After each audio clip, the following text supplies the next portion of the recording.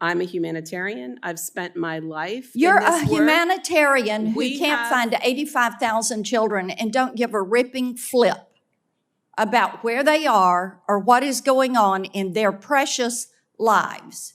Thank you, Mr. Chairman, and thank you for being here. This is really pretty remarkable testimony coming from you all, listening to what you've had to say. Basically, we've got a broken system. You don't know how to fix it. Money's not going to solve this problem, Ms. Nanda. You don't know the numbers. You don't know the law to enforce the law.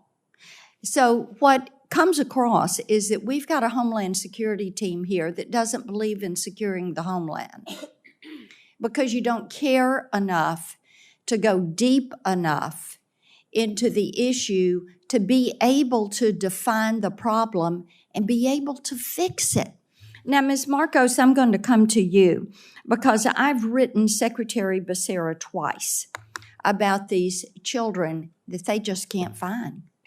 Now, first letter, he got Acting Assistant Secretary Jeff Hill to send a non-response to my office. And then I sent another letter, and I haven't heard anything from him. I have asked that he come to the committee and talk to us about what has happened with these 85,000 children, where they are, and why efforts are not being made to find them and to be certain that they are being cared for. But there's no response to that because there again, you all believe in open borders. Your goal is not to secure the country and the border. Your goal is to just let everybody come on in and to hell with this trying to find 85,000 kids. You didn't vet the sponsors right. You did not do an FBI background check. Imagine that. You loosen what is required of people, and then you want to come here and say, we need more money so we can do our job. All right, Ms. Director Marcos, Linda Brandmiller, do you know that name? And keep your mic on. I'm aware of that name. You're aware of that name. And Jaylyn Solong, you know that name? Yes. Okay. And you know that both of these women were whistleblowers. And both of these women were fired for being a whistleblower. Are you aware of that? Senator, Quickly, my time's running out. Fast, go. I'm not aware of the specifics. You're not aware of the specifics. Do you know who approved this retaliation against the whistleblowers? You do not know. Senator, I cannot speak to the specifics. You can't speak to the specifics. Okay, was the secretary notified about the urgent situation developing in the department and that these children were being released to potentially exploitative sponsors?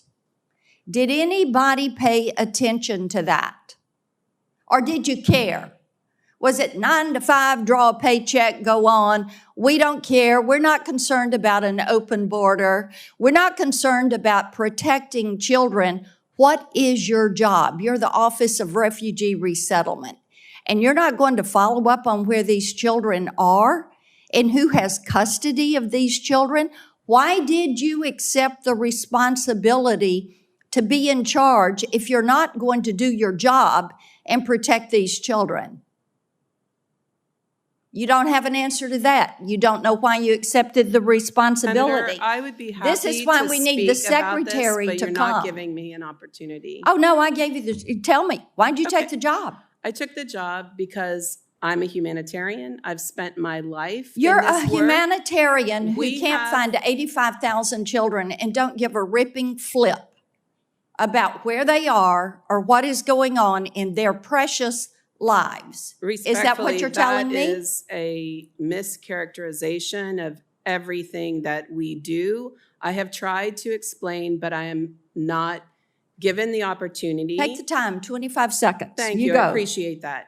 When a child is released from our care, there are a number of ways that they can continue to receive services. We attempt the safety and well-being call for every child who's been released. There is no obligation for a child or a sponsor to answer the call, and there's reasons why they may not want to answer a call from the government. Oh, for heaven's sakes, they're being paid to take these children, and there's no reason for them to answer the phone? They're not being paid to take these children. Sorry. May I finish, please? Yeah, they are. Go ahead. They also, post-release services, over 50% of our children, we are working hard to get post-release services for all children. We are over 50% right now. That is another way to have a trusted adult in these children's lives. Legal services is another way, and we are expanding. We are providing more legal services my than time we ever. has expired, and your answers are incomplete. I've got 2 more questions. I will submit for the record. Mr. Morant, I have one for you. Thank you, Mr. Chairman.